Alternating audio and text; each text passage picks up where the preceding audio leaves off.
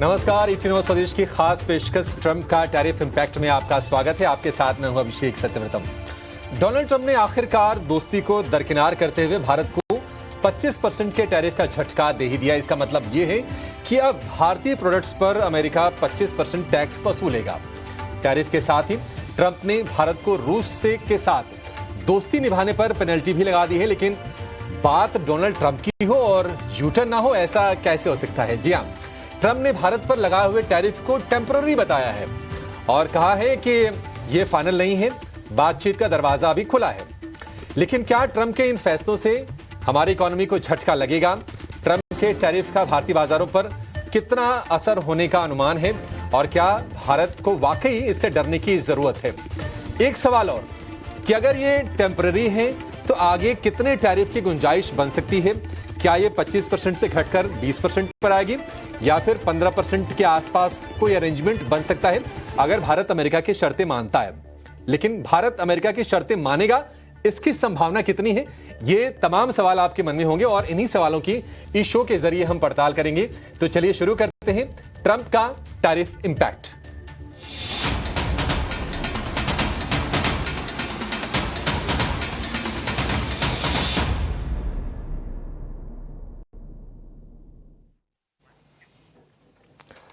तो ट्रंप ने आखिरकार 25% टैरिफ लगाने का ऐलान कर दिया। जो पहले रेसिप्रोकल टैरिफ का ऐलान हुआ था वो था 26% का, लेकिन भारत को ज्यादा राहत नहीं मिली और थोड़े से स्वर भी ट्रंप के भारत के प्रति तल्ख नजर आए। इसकी वजह क्या हो सकती है? हम ये वजह समझने की कोशिश कर रहे हैं।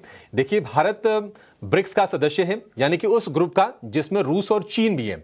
और ब्रिक्स देशों को लेकर यह बात कही जा रही है कि शायद वो डी डॉलराइजेशन के पक्ष में है, यानी कि डॉलर का जो डोमिनेंस है उसको मानना नहीं चाहते हैं और ट्रंप ने इसको लेकर पहले भी धमकी दी थी। दूसरी चीज, भारत बार बार ये कहता रहा है कि ऑपरेशन सिंधु में जो हमने युद्ध विराम देखा पाकिस्तान के साथ, उसमें मध्यस्थता किसी और देश ने नहीं कराई, लेकिन ट्रंप बार बार इसका क्रेडिट लेते रहे थे। भारत बार बार इनकार करता रहा है। ये वो चीज है। तीसरा ये कि रूस के साथ भारत के संबंध बहुत पुराने हैं और भारत बड़ी मात्रा में वहां से हथियार हो गए, इसके अलावा ऑयल हो गया, गैस हो गया, इसकी परचेज करता रहा है और इसको लेकर भी ट्रंप ने नाराजगी दिखाई है और सीधे सीधे कहा भी है, आरोप भी लगाया है और यह भी कहा है कि अगर रशिया के साथ भारत की खरीदारी अगर जारी रहती है तो आगे पेनल्टी के लिए भी तैयार हैं। हालांकि पेनल्टी कितनी होगी इसके बारे में अभी कोई जानकारी नहीं दी है। लेकिन अगर ट्रंप का ये टैरिफ मान लीजिए अगर फाइनल भी हो जाता है 25% का, तो इससे भारतीय इकोनॉमी को कितना बड़ा झटका लगेगा, कौन से सेक्टर और सेक्टर के अंदर कौन से शेयर प्रभावित होंगे, पहले जरा ये समझ लेते हैं, फिर इस चर्चा को आगे बढ़ाएंगे और टैरिफ के इंपैक्ट को थोड़ा सा ब्रॉडर पर्सपेक्टिव में विस्तृत तरीके से समझने की कोशिश करेंगे तमाम एक्सपर्ट्स के जरिए। लेकिन हमारे सहयोगी शरद दुबे हमारे साथ जुड़ गए हैं। शरद, निश्चित तौर पर एक शॉक लगा, हालांकि हमने देखा नहीं कि बाजार ने कोई इसको बहुत ज्यादा सीरियसली लिया हो। आप जरा बताएं कि जिन सेक्टर्स पर इंपैक्ट होने वाला है, जिन शेयरों पर असर हो सकता है, वो शेयर कौन से हैं? बिल्कुल अभिषेक, आपने सही कहा। देखिए, इम्पैक्ट एनालिसिस हम बता देंगे, लेकिन जो रिकवरी हो रही है या क्या एक्चुअल सीरियसनेस आता है वो बहुत डिटेलिंग पे होगा और कुछ फिक्स नहीं रहता। अगर आप ट्रंप की बात करते हैं तो नेगोशिएशन हो सकता है, वर्स्ट शायद हो चुका है, अब सिर्फ बेटर हो सकता है। लेकिन सेक्टर स्पेसिफिक बहुत इंपॉर्टेंट है, खास करके केमिकल्स में देखें, यहाँ पे भारी पिटाई जो है बहुत सारे काउंटर्स में भी देखने मिले हैं। स्टॉक्स की अगर बात करें तो SRF, Godrej industries, Fineotex chemicals, Aarti industries, इन स्टॉक्स की जो एक्सपोजर है यूएस में ये ज़्यादा लेवल्स पे देखने मिलता है। हालांकि एग्रोकेमिकल्स यूपीएल पे उतना कंट्रीब्यूशन नहीं है। अब इसके कारण जो है केमिकल स्पेस में जो है सेलिंग देखने मिल सकता है। और इंटरेस्टिंगली एक चीज़ बता दूं, जो रेफ्रिजरेंट गैसेज हैं वो भी यूएस को बहुत एक्सपोर्ट करते हैं, तो SRF नवीन फ्लोराइन के लिए इम्पैक्टफुल रहेगा। टेक्सटाइल सबसे बड़ा, हम कहेंगे सबसे बड़ा जो सेगमेंट है जिस पे जो है नज़र रहेगी, जो एक्सपोर्ट्स करते हैं। और याद रखिए 5-6 महीना पहले क्रिसमस के बहुत ऑर्डर्स होते हैं टेक्सटाइल्स के, एपरल्स के, तो इसके कारण गोकुलदास पोर्ट, अरविंद और इवन बॉम्बे डाइंग, केपीआर मिल, वेल्सपन जैसे स्टॉक्स पे जो है दबाव देखने मिल सकता है। इसके बाद अभिषेक आता है ऑटो और ऑटो एंसिलरी स्पेस। ज़्यादातर ऑटो से ज़्यादा ऑटो एंसिलरी पे नज़र रखिए, जहाँ पे एक्सपोर्ट्स देखने मिलते हैं। कुछ इंजीनियरिंग गुड्स के भी डेफिनेशन होते हैं, जैसे भारत फोर्ज, मदरसन सुमी, रामकृष्ण फोर्जिंग और बालकृष्ण इंडस्ट्रीज भी। तो इनके लिए जो है एडवर्स इम्पैक्ट देखने मिल सकता है। एडवर्स इम्पैक्ट में ऑफकोर्स सोलर पीवी मॉड्यूल्स थोड़े दिन पहले जो थे ड्यूटीज़ की भी अनाउंसमेंट्स आई थी, जहाँ पे वारी एनर्जीज, प्रीमियर एनर्जीज, इनके लिए जो है नेगेटिव रहता है और यहाँ पे भी जो है अप मूव से ज़्यादा डाउन मूव देखने मिलेगा। इलेक्ट्रॉनिक्स की बात करें, जो ईएमएस प्लेयर्स होते हैं जो एक्सपोर्ट्स करते हैं, हमारे स्मार्टफोन्स की बड़ी डेटा एक्सपोर्ट्स होती है, बहुत सारे इक्विपमेंट्स भी जाते हैं एज एन एक्सपोर्ट्स, खास करके डिक्सन टेक और एम्बर एंटरप्राइजेस, इनके लिए सेंटिमेंटली नेगेटिव है। एक बहुत छोटा खपत का सेगमेंट है जो ऑफ कोर्स भारत तो अपने इंटरेस्ट बचा ही रहा है, लेकिन कुछ एक्सपोर्ट स्पेसिफिक कैश क्रॉप्स होते हैं, या माफ़ करिएगा, कैश क्रॉप्स की जगह श्रिम्प स्टॉक्स कहेंगे, एक्वाकल्चर वाले होते थे, Avanti feeds, apex frozen foods, इनमें जो है थोड़ी प्रेशर देखने मिल सकती है। फार्मा की बात करें तो देखिए फार्मा के बड़े एक्सपोर्ट्स हैं, लेकिन फार्मा इस लिस्ट में शामिल नहीं है। सबसे पहला बात, एक प्रोविजंस है, बाद में शायद इस पर टैरिफ्स लग सकते हैं, लेकिन सेंटिमेंटली नेगेटिव रहता है। तो फार्मा स्टॉक्स ले लीजिए जिनके एक्सपोजर ज़्यादा हैं, डॉक्टर रेड्डीज, लुपिन, सिप्ला, ये तो हैं ही। और आईटी स्टॉक्स पे भी कोई इम्पैक्ट नहीं होगा क्योंकि वो सर्विस है। और अलग से देखा जाए तो एक बेनिफिट भी जो आईटी स्टॉक्स को देखने मिल सकते हैं, जो कि बेनिफिशियरी रहते हैं। आखिर में हिंदुस्तान कॉपर और वेदांता बहुत नीश है, बट हमारा कर्तव्य बनता है कि आप एनालिसिस ये बताएं। ट्रंप ने एग्जेम्प्ट कर दिया सबसे ज़्यादा वैरायटी जो कॉपर का इंपोर्ट होता है उसको लेके अपनी प्लान टैरिफ से। जिसके कारण क्या हुआ, कॉमेक्स प्राइसेस गिरे, एलएमई प्राइसेस बढ़े, और भारत एलएमई प्राइसेस को ट्रैक करता है। तो उसके लिए ऑफ कोर्स जो है हिंदुस्तान कॉपर वेदांता के लिए सेंटिमेंटली पॉजिटिव रहेगा। लेकिन ये कितना दिन तक इम्पैक्ट रहेगा, क्या एक्चुअल नंबर्स आते हैं, क्या नेगोशिएशन होता है, ये किसी को पता नहीं है, सिर्फ ट्रंप को पता है। लेकिन इमीडिएट इम्पैक्ट एनालिसिस हम आपके सामने रख दिए हैं। जी ठीक है, परफेक्ट शरद। तो शरद ने सारे के सारे शेयर बता दिए जहां पर असर आ सकता है। हो सकता है कि आज के सत्र में इन पर असर आ भी रहा हो, लेकिन बाकी अगर हम बाजार की बात करें, जो डोमेस्टिक फोकस जो इंडस्ट्रीज हैं या फिर जो कंपनीज हैं, सेक्टर्स हैं, वहां पर बाजार में कोई इंपैक्ट आ नहीं रहा है। और बाजार ये भी मान रहा है कि अगर ट्रंप ने खुद ही कह दिया है कि ये फाइनल नहीं है, तो शायद आगे जाके फिर से कोई बातचीत हो, क्योंकि बाकी देशों के केसेस में हमने ये देखा कि ऐसा ही हुआ है। जापान, कोरिया या फिर ईयू, बाद में फिर से टैरिफ लेटर देने के बाद टैरिफ को घटाया गया और इन तीनों ज्योग्राफीज पर 15% टैरिफ लगाया गया अमेरिका की तरफ से। लेकिन टैरिफ के अनाउंसमेंट के बाद हम देख रहे हैं कि काफ़ी ज़्यादा हमलावर हैं ट्रंप, और सोशल मीडिया पर लगातार कुछ न कुछ वो लिख रहे हैं। उनका जो बयान आया है, उन्होंने कहा है कि मुझे फ़र्क नहीं पड़ता कि भारत रूस के साथ क्या करता है, वो अपनी बर्बाद होती अर्थव्यवस्थाओं को साथ में डुबो सकते हैं। हमने भारत के साथ बहुत कम ट्रेड किया है क्योंकि उनके टैरिफ बहुत ज़्यादा हैं। दुनिया में सबसे ऊंचे टैरिफ में से एक हैं। इसी तरह रूस और अमेरिका का आपस में लगभग कोई व्यापार नहीं होता। रूस के नाकाम पूर्व राष्ट्रपति मेदवेदेव, जो खुद को अभी राष्ट्रपति समझते हैं, उन्हें कहो कि अपने शब्दों पर नियंत्रण रखें, वो बहुत खतरनाक इलाके में कदम रख रहे हैं। डोनाल्ड ट्रंप का ये स्टेटमेंट आया, उसके बाद में उन्होंने ये कहा कि 25% टैरिफ का फैसला जो है फाइनल नहीं है और भारत के साथ बातचीत का दरवाजा अभी भी खुला हुआ है। लेकिन चलिए अपने एक्सपर्ट को जोड़ते हैं और उनसे समझते हैं कि इसके इम्प्लीकेशंस क्या क्या हैं। हमारे साथ जुड़ गए हैं डीआर चोकसी, फिनसर्व के एमडी देवेन चोकसी। देवेन भाई, बहुत शुक्रिया आपका समय देने के लिए। स्वागत है आपका टी9 स्वदेश पर।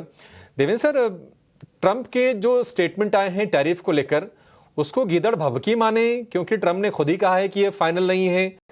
हालांकि 25% का टैरिफ कल से लग जाएगा। आप इसको कैसे देख रहे हैं?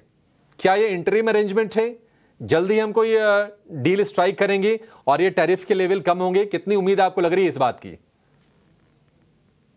तो गुड आफ्टरनून। मैं हमेशा ऐसा मानता हूँ कि जब भी सुनामी आती है तभी आपको सुरक्षित जगह पे चला जाना चाहिए, उसके सामने नहीं खड़ा रहना चाहिए।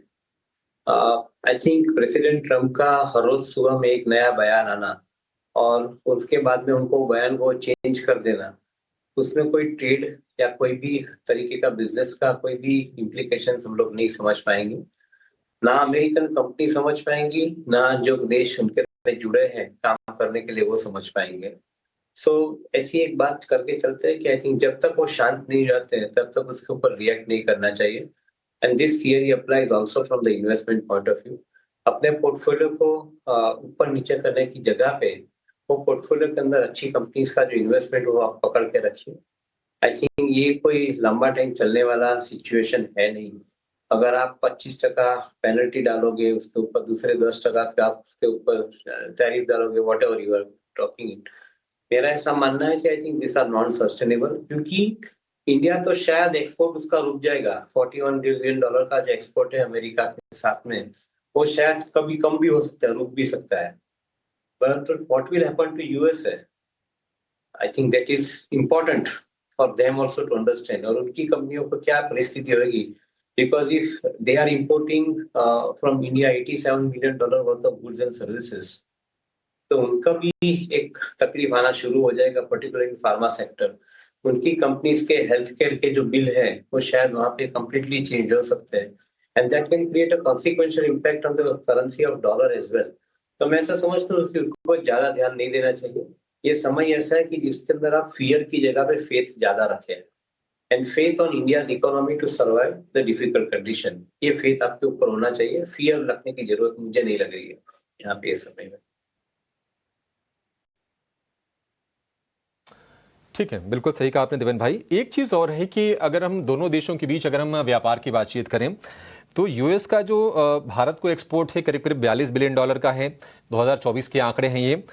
इंपोर्ट की बात करें तो भारत ने जो उनको एक्सपोर्ट किया है वो $87 बिलियन के एक्सपोर्ट किए सामान। तो जो ट्रेड डेफिसिट है वो 45 बिलियन के आसपास का है। और भारत के लिहाज से भी देखेंगे तो ये $87 बिलियन मतलब ऐसा नहीं कि कोई बहुत ज़्यादा है, इसके बिना हम जी नहीं सकते हैं। तो आपको संभावना क्या दिख रही है देवेन भाई, क्या भारत झुकेगा अमेरिकी दबाव में? क्योंकि 2-3 मसले हैं उनके, डेयरी, एग्री और ये जीएम सीड्स वगैरह। क्या आपको लगता है इस संभावना इसकी है, या फिर भारत अमेरिका की मांगों को दरकिनार करके किन्हीं दूसरे बाजारों पर फोकस करेगा अपने प्रोडक्ट्स के लिए? For most of the items which we buy from America, जैसे आपने बताया अराउंड $42 बिलियन का हम लोग आइटम्स उनके पास बाय कर रहे हैं। I think those items we are having the alternate sources in the global economy. तो मैं नहीं मानता हूँ कि we are dependent on one country, one company at this point of time. Maybe I think long term contract के नजरिए से देखें तो शायद ये चीज immediately switch over नहीं हो सकती है। That part I agree with it. परंतु मैं नहीं मानता हूँ कि I think it's a complete dependency on America. In fact America has lost out that particular plot कि कोई भी एक आइटम के अंदर I think they become the masters in the subject. I think it is not the case. जैसे China is a world factory of manufacturing, तो उनका एक प्रोमिनेंट पोजीशन हो गया वर्ल्ड के अंदर कि without China I think things will not move. ऐसी कोई परिस्थिति अमेरिका के अंदर है नहीं। तो आई थिंक उसकी तरफ से एक तरह से देखें तो I think we have alternate source available. दूसरी तरफ हम लोग एनालाइज करते हैं कि इंडिया जो चीज की एक्सपोर्ट कर रही है, India is a pharma factory of the world. अगर हम pharmaceutical products, health care products एक सस्ते दाम में advance countries like America provide करते हैं, अगर उसके ऊपर आप ड्यूटी डालोगे तो उसका कॉन्सिक्वेंशियल इम्पैक्ट ये आएगा कि आपके जो कंज्यूमर है, जो सिटीजन ऑफ द कंट्री है, उनको हेल्थ केयर का बिल बढ़ जाएगा। और हेल्थ केयर का बिल बढ़ता है तो उसकी लायबिलिटी आपकी कंपनी इंश्योरेंस कंपनीज के ऊपर पास ऑन जाएगी।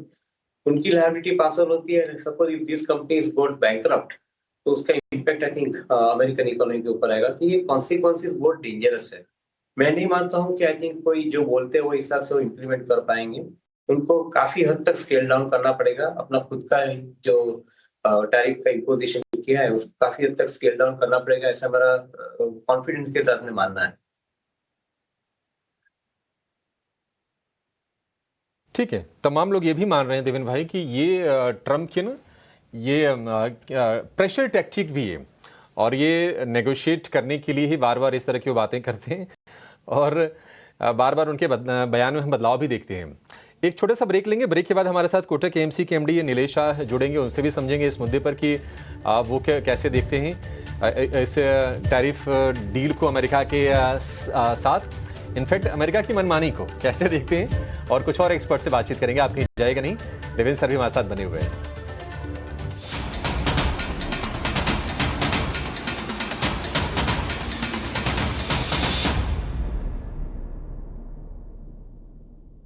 चर्चा कर रहे हैं कि ट्रंप के टैरिफ का इम्पैक्ट क्या होगा। 25% टैरिफ अगर भारत पर लगता है तो उसके इम्प्लीकेशंस क्या है, कितना असर होगा और क्या ट्रंप फिर से बातचीत करेंगे, क्योंकि उन्होंने यू टर्न के संकेत तो दे दिए हैं। तो क्या ये टैरिफ फाइनल नहीं है और फिर से दोनों देशों के बीच में बातचीत होगी और कोई नई टैरिफ की दर निकल के सामने आएगी? इस पर हम तमाम एक्सपर्ट से बातचीत कर रहे हैं और आज सुबह सुबह हमने अमेरिका में बैठे कुछ बड़े जानकारों से बात करके सिनेरियो को समझने की कोशिश की और इस कड़ी में हमने बात की एनसिट कैपिटल के अनुराग सिंह से। आइए सुनते हैं कि अनुराग सिंह ने क्या कहा। फाइनल तो मैं इसको नहीं कहूंगा, लेकिन अभी नियर टर्म में इसको मेरा ये मानना है कि ये तकरीबन फाइनल है, क्योंकि इसमें गुंजाइश जो है वो सिर्फ 20 और 25 के बीच की बात हो रही है। ये 15 में मुझे नहीं लगता इंडिया पे 15% कुछ टैरिफ का गुंजाइश था कभी, तो या 20 लगता अगर डील होती, तो अगर डील नहीं है तो 25 है। थोड़ी गुंजाइश है अभी, लेकिन ये भी मैं इसको इस नजरिए से देख कि ये यूएस ने इंपोज किया जब एक फाइनल डेफर करके भी एक डेडलाइन आ गई है, लेकिन ये चॉइस है जो इंडिया ने ली है अपने लिए। देखिए, कोई ना कोई सेक्टर आप ओपन कर सकते थे तो वो नेगोशिएशन बात आगे बढ़ती, लेकिन अगर हर जगह रेडलाइन है तो फिर एक कॉन्शियस चॉइस है विच इंडिया टुक केयर। ठीक है, 80-85 बिलियन के गुड्स पे अगर कहीं 25% टैरिफ लग जाता है तो वो बेहतर है, बजाय कि हम अपने या तो लग्जरी सेक्टर खोलें या एग्री सेक्टर खोलें और उससे ज्यादा नुकसान हो। तो ये हमेशा एक कॉल होती है जो सरकार को लेनी होती है। उस समय हमारी सरकार ने ये कॉल ली है कि हम ओपन नहीं करेंगे, तो उस लिहाज से मैं कहूंगा कि ये तकरीबन परमानेंट है। अब इसमें एक ही गुंजाइश है कि जो 40 बिलियन का डेफिसिट है, यूएस कहेगा कि देखिए ये डेफिसिट तो हमें पसंद नहीं है, तो आप इसके लिए आपको हमसे कुछ तो परचेज करना पड़ेगा। और वो फिर बात वहीं पर जाएगी कि आप या तो और डिफेंस इक्विपमेंट्स या हैवी इंडस्ट्री इक्विपमेंट्स खरीदिए या फिर बोइंग के प्लेन्स खरीदिए। तो ये सिचुएशन है। तो इंडिया अगर मानता है ये फाइनल है, जो मुझे लगता है फाइनल है, तो दैट्स इट। और इतना बड़ा मुद्दा नहीं है ये। I think market will move on, क्योंकि 20 तो लगने ही थे, अब 20 के 25 हो गए, बट आपने अपनी इंडस्ट्रीज को प्रोटेक्ट भी तो कर लिया, तो या तो प्रोटेक्ट कर लीजिए, नहीं तो टैरिफ कम ले लीजिए। ठीक है, तो ये अनुराग सिंह का बयान। लेकिन चलिए, कोटक एएमसी के एमडी नीलेश शाह भी हमारे साथ जुड़ गए हैं। नीलेश भाई, बहुत शुक्रिया आपका समय देने के लिए। सर, ये बार बार ट्रंप धमकी देते हैं और फिर अपने बयानों से पलटते भी हैं। अब ये फाइनल टैरिफ है, अब इसके बाद कोई फिर से नेगोशिएशन होगी, बातचीत होगी, थोड़ी सी अनक्लियर है। साथ साथ उन्होंने पेनल्टी लगाने की भी धमकी दी है। आप कैसे देख रहे हैं? कहीं ऐसा ना हो जाए कि करते करते हो ये कि भेड़िया आया सच में एक दिन आए और फिर किसी कुछ असर ही ना पड़े। तो ट्रंप साहब क्या करेंगे ये कहना मुश्किल है। इनके लिए बॉलीवुड फिल्म का एक डायलॉग उपयुक्त है, डॉन को समझना मुश्किल ही नहीं, नामुमकिन भी है। मार्केट को ये उम्मीद थी कि इंडिया और यूएस दोनों के लॉन्ग टर्म स्ट्रेटेजिक गोल एक समान है, तो वो लोग मिलके कुछ न कुछ अच्छा काम करेंगे। जब अप्रैल में उन्होंने अनाउंस की थी टैरिफ की, तब हम पे कम टैरिफ लगा था, दूसरे लोगों पे ज्यादा लगा था। अब किसी कारणवश उल्टा हो गया है, लोगों पे कम टैरिफ लग रही है, हम पे ज्यादा लग रही है। हमारी उम्मीद तो यही रहेगी कि finally better senses prevail and effective tariff में कुछ कटौती हो। इसमें यूएस और भारत दोनों के लिए विन विन सिचुएशन हो सकती है।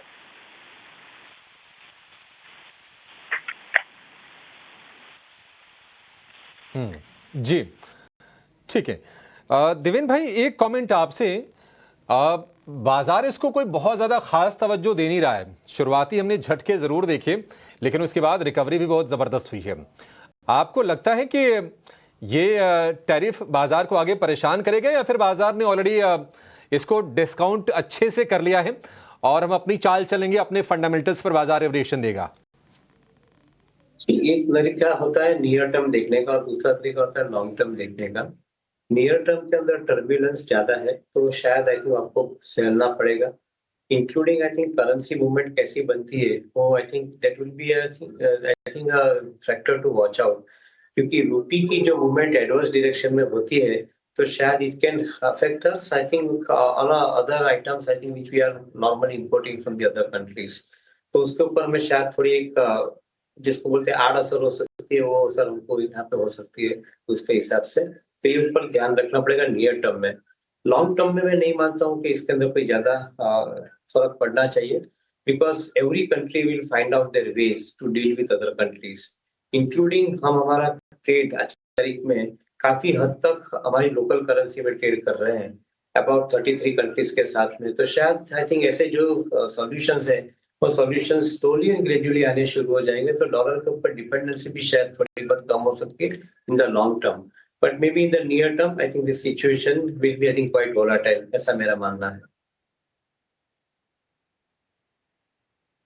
ठीक है, छोटी अवधि में हो सकता है थोड़ा सा उतार चढ़ाव बाजार में हम देखें, लेकिन लंबी अवधि में इससे बड़ी बड़ी मुश्किलों को बाजार ने एब्जॉर्ब किया है और हम आगे बढ़े हैं, नए ऊंचाई पर भी पहुंचे हैं और मे बी इसको भी आगे हम इसी तरह से डील होते हुए देखें। लेकिन ये है कि हाँ, अगर टैरिफ यहाँ से कम होता है तो ये ना सिर्फ भारत के लिए बल्कि अमेरिका के लिए भी एक अच्छी चीज़ होगी। देखते हैं कि दोनों देश किन मुद्दों पर आगे चल के सहमति बनाते हैं और टैरिफ को लेकर भविष्य में क्या होता है। नीरज भाई और देवेंद्र भाई, आप दोनों का बहुत शुक्रिया आज हमें समय देने के लिए और अपने विचार इस शो में सामने रखने के लिए। चलिए, इस शो में फिलहाल इतना ही, लेकिन आप बने रहिए 18 स्वदेश के साथ। नमस्कार।